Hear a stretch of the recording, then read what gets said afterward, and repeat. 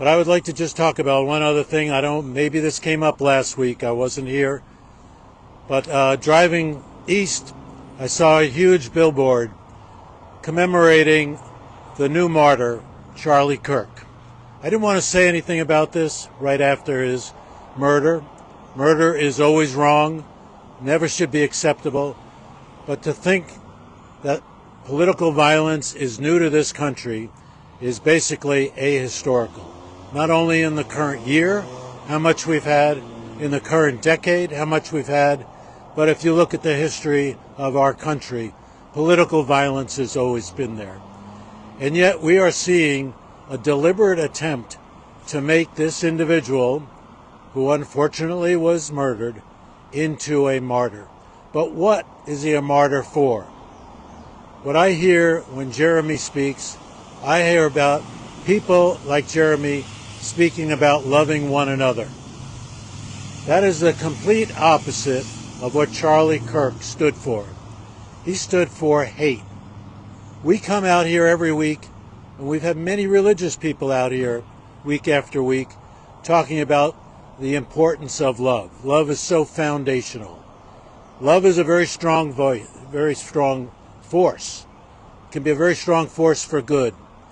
Unfortunately, in my history, in my lifespan, I've seen the other force, and that's the force of hatred. And it is a very, very strong force. And I think that is what is behind the following of Charlie Kirk, because that's what he talked about. Hating your neighbor if they don't look like you. Hating your neighbor if they come from someplace else. Hating your neighbor if they act differently than you might think is normally acting. So, yes, it's very bad that somebody was murdered. No, it wasn't politically driven by the left. It wasn't even driven by the right for the other pieces of violence. We have people who take their personal situation and decide to act on it.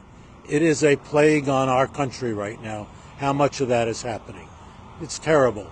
But it's even worse, in my mind, when people use it as a political wedge to talk about the good people and the bad people.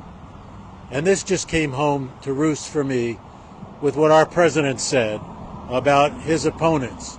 And let's remember, almost 50% of the people who voted in 2024 were his opponents. And he basically said, I hate all of them.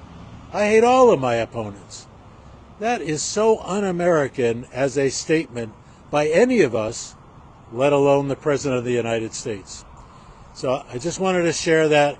I don't think we can let this phenomenon of Charlie Kirk fade away. I mean, I wish it would fade away, but I think we have people who are all in and created him as a martyr.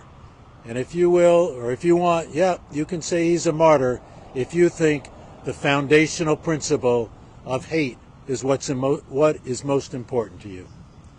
That's what I have to say.